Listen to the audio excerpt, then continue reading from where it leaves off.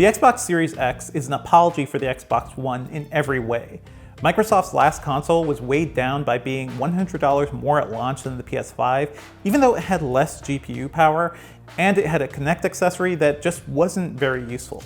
The company tried to course correct with the mid-generation refreshes, the Xbox One S and Xbox One X, but those didn't really push things as far as they needed to. As of this year, the PS4 is estimated to have sold more than twice as many units as the Xbox One family, and even the Nintendo Switch, which came out several years later, beat Microsoft. So really, I think with the Series X, Microsoft is just trying to get everything right from the start. This has all the hardware you'd want to get 4K gaming at 60 frames per second as like a nice standard, and it can even support up to 120 FPS gaming to really give you a PC-like experience. It'll also load everything much faster than before because it has an SSD, and it can even automatically add HDR to your old games. How can you not love that? It's like Microsoft is begging gamers to love them. And after playing the system for the past week, I can definitely see everything Microsoft is going for, and I think hardcore gamers will just love all the power that they have in here. But the real question is, do you really need it? There aren't that many games, so that makes the question kind of complicated.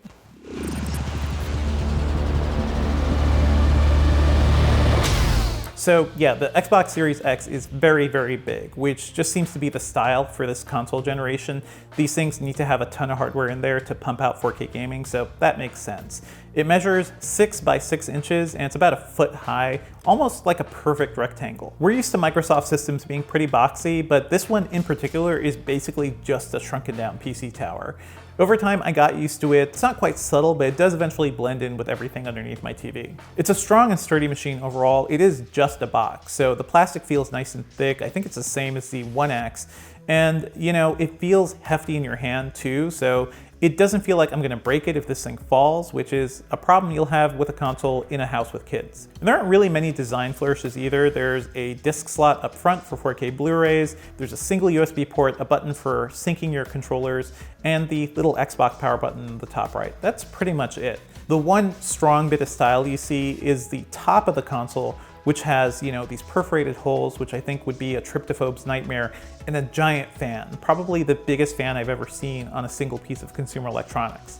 And since it's a big tower, you can orient it both vertically and horizontally pretty easily. And I have to say, I appreciate that one side of the system has little rubber feet to tell you that's the way it should go horizontally. That's more than I can say for Sony's. The system fit pretty cleanly inside my entertainment center, but I also had to make sure there was some open room for the fan to eject hot air out of the console. This is not a machine you'd want to put in a closed cabinet for sure.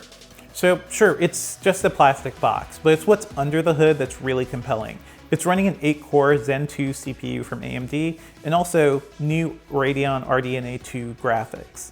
That's impressive, but remember, the PlayStation 5 pretty much has the same hardware. The big difference is Microsoft is really pushing the GPU a couple teraflops further for more performance. The Xbox Series X and the PS5 offer 16 gigabytes of DDR6 memory, and Microsoft actually pumps up the memory bandwidth even more for 10 gigabytes of that, although 6 gigabytes, the remaining bit, is slower than the PS5's memory bandwidth. I think functionally, you will not notice that as a player, but it is interesting to see how these companies are both trying to optimize memory performance in different ways.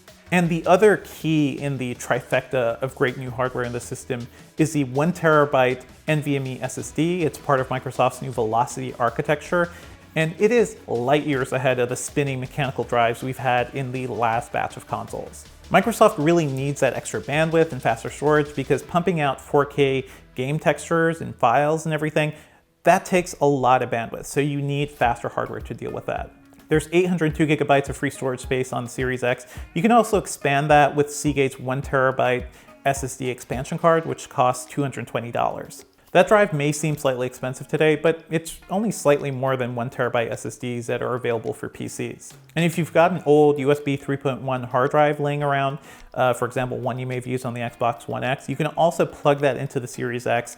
It'll run all the older games just fine, just like the One X did. Of course, you won't have the load time benefits of an SSD. You can also throw your Xbox Series X games onto that drive as cold storage. So if you just need to clear up some space and you don't want to re-download a game, it's a good place to let it sit, but you will have to give it time to transfer games over to that drive and back over to the SSD when you want to play them. Microsoft clearly put a lot of thought into the console's design. I don't think they tried as hard with the controller. It's basically the Xbox One X controller with a slightly clickier and more distinctive D-pad and a sharing button in between the two middle buttons, so taking a cue from Sony there. There are also some ridges along the handle grips to make it easier to hold onto it as you're getting into sweaty gaming experience. It's a nice controller, but maybe I'm spoiled by Microsoft's Xbox Elite controller, which is fantastic, and that's what I use on PCs and pretty much everywhere I can. It's a bit disappointing just because I'm looking at this next to Sony's DualSense for the PS5, which feels transformative and next generation in a way that this controller really just doesn't. So setting up this console is pretty simple. You just plug in the power and the HDMI and pick your orientation. That's it. There's no stand or anything else to deal with. You can now use the Xbox mobile app to set up your Wi-Fi and go through the whole process. That kind of failed for me halfway through, unfortunately. I had to continue the setup process with the gamepad, and that wasn't super difficult. It just felt kind of disappointing that one of the first next-gen experiences failed right out the gate. And once it booted up, I was staring at the new Xbox interface, which is fast and fluid, unlike it's ever been on any Xbox console ever before. I think this solves a major pain point for gamers. It almost feels like I'm racing up to keep up with how fast the system is, whereas before I always felt like I was waiting a little. The only downside is that the UI is 1080p, not native 4K. I don't think you'll really notice that, but if you're sitting close to your TV, it's kind of disappointing on a new system. And as with every new console, these things are basically PCs, so you can't really start gaming right away. I had to sit through a 5 to 10 minute update, and then I just had to schedule a couple games like Red Dead Redemption 2, Dirt 5, Yakuza Like a Dragon, and wait for them to download. It came at a pretty steady clip over my Wi-Fi, at about 100 megabits per second, but even with that great speed, it'll take you around an hour to almost 2 to get a 75 gigabyte game. So enough of the table setting. How does this thing actually play games? In a word, spectacularly. Gears 5, which is optimized for the console, now runs at 60 FPS with a dynamic 4K resolution, both in cutscenes and during the main campaign.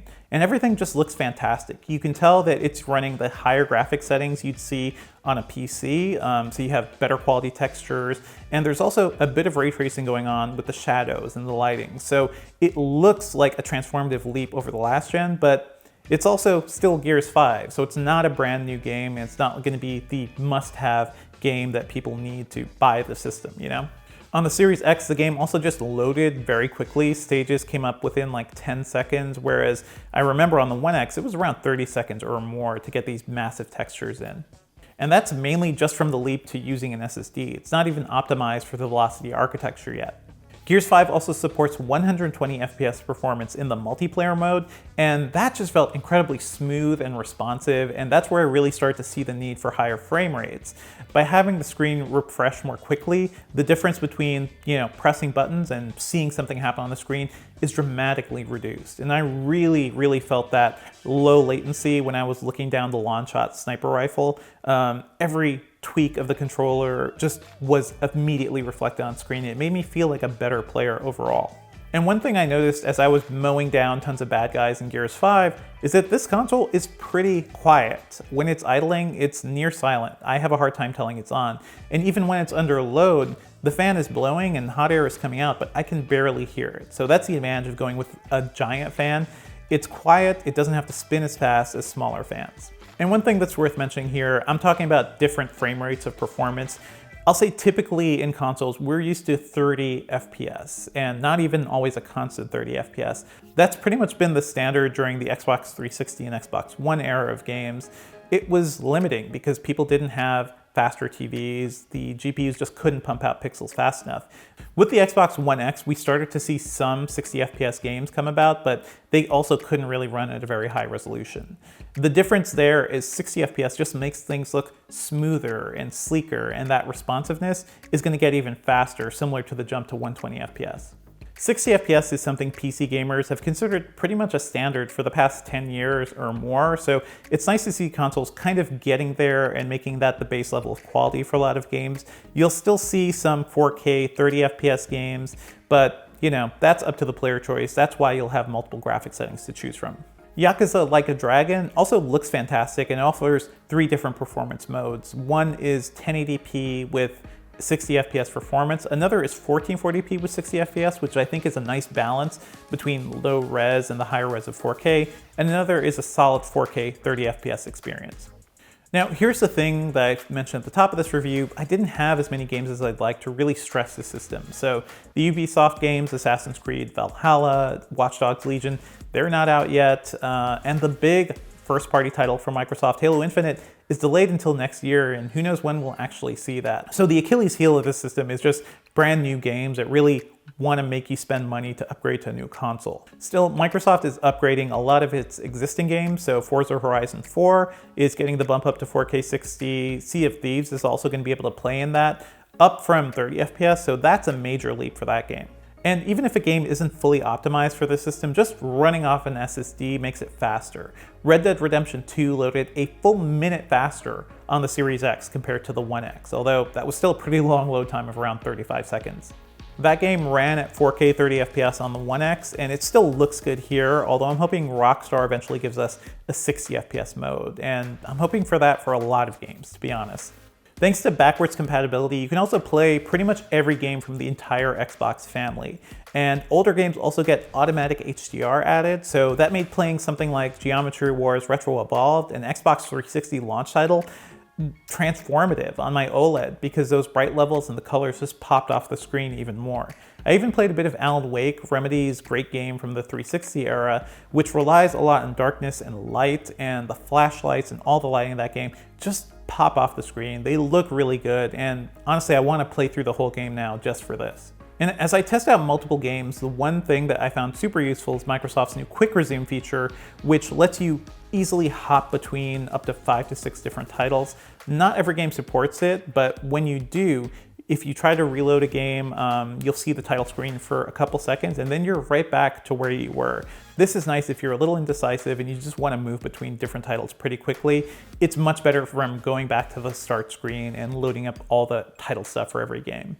And another thing Microsoft has going for it is Game Pass, which is its subscription service that gives you access to a rotating library of games, all their first-party titles, some EA Access titles, and soon Bethesda games. So it's not as if Microsoft doesn't have games for people to play, it's just the new stuff, the big draws just aren't there. I think Game Pass has been a great deal for years, and certainly with the Xbox One X and everything. So now it's still worth getting. Game Pass Ultimate also gives you Xbox Live multiplayer access for $15 a month. And if you're trying to figure out how to buy one of these consoles, I think Xbox All Access for $35 a month, you get Game Pass, everything, and the Xbox Series X. That's not a bad deal at all. Now, when it comes to disappointing bits of this console, yeah, again, not many games. I'm also sad we're not really seeing ray tracing being pushed very hard, aside from Gears 5, which, from what I've read, doesn't even fully take advantage of the ray tracing within the AMD GPU. And that's a shame when Sony is out there showing off Miles Morales and other games that really use ray tracing to good effect. Microsoft also isn't saying much more about VR, which is something that probably won't affect many consumers, but hey, I like the stuff, I've reviewed it, and this hardware is certainly powerful to power a decent VR headset. Maybe Microsoft is just waiting for a good wireless headset to give you a sort of Oculus Quest-like experience in your living room. I think that would be a nice upgrade over the PSVR and other living room VR solutions. And just a quick nod here to the entertainment aspects. Yeah, the Series X can play 4K Blu-rays and run all the media apps that you want, like Netflix and YouTube. I think most people are going to be running those off of their TVs instead, but hey, if you want this stuff, it's there, and as a cinephile, I still like having 4K Blu-ray support. It doesn't feel much faster than the Xbox One X, but it's a nice thing to have, especially when who knows if future consoles will even have disk drives. So here's the real question about the Xbox Series X. Do you even need one? And that's a tough thing to say, because this is a $500 system, and that's a huge investment. I do think for anybody that's somehow managed to survive with the original Xbox One or the One S, this is a massive upgrade. You'll feel the change immediately. And Xbox One X owners, they're probably always going to want to be on the cutting edge, so, you know, they're going to see an investment there.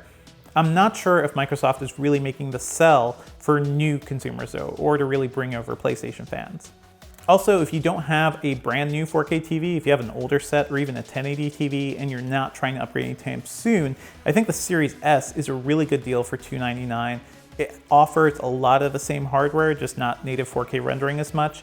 but you'll be able to play all the same games. You'll have 120 FPS performance if you actually want that, and you'll have a lot of the benefits of the entire Xbox ecosystem. The big downside with that system is that it has a 512GB drive with only 362GB of storage, so you're really limited in the amount of games you can plug in there. At this point, it's hard to compare the Series X to the PlayStation 5 just because we can't quite talk about Sony's console completely. But hey, when it comes to games, Sony is kind of winning. Spider-Man Miles Morales looks fantastic. A lot of people are excited for the Demon's Souls remake. And there are other games like the Devil May Cry 5 Special Edition, which really takes advantage of ray tracing. Despite that one major deficiency though, I do think the Series X is everything I'd want in the next generation console. Its hardware is fast enough for 4K 60fps gaming. It'll get you up to 120 FPS if you want it. There's ray tracing, there's incredibly fast load times, there's a lot of great features for older backwards compatible games. And I do think Game Pass overall is a nice thing to have in any new system because you're not going to be buying as many games. So yeah, even though Microsoft is a bit flat-footed against Sony at launch, I do think the Xbox Series X is going to be a compelling next-generation console for a lot of players. Stay tuned to Engadget.com for more of our next-generation console news. We'll have a PS5 up review soon. If you dug this review, be sure to like and subscribe.